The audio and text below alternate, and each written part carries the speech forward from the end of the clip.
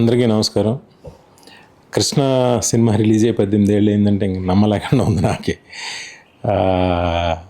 ఈ సినిమా నిర్మాత నా స్నేహితుడు బుద్ధాని కాశీ విశ్వనాథ్ గారికి, అలాగే దీని సమర్పకులు డివివి దానయ్య గారికి నేను థ్యాంక్స్ చెప్తున్నాను.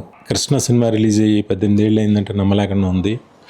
ఈ సినిమా నా స్నేహితుడు బుద్ధాని కాశీ విశ్వనాథ్ గారు ప్రొడ్యూసర్గా, డివివి దానయ్య గారు సమర్పణలో జరిగింది. ఒక సెన్సేషనల్ హిట్కి, ఒక సెన్సేషనల్గా ఆ రోజుల్లో మంచి హిట్ సాధించిన, మంచి పేరు తెచ్చిన సినిమా ఇది.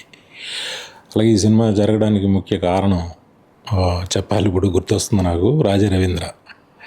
Thank you Raja.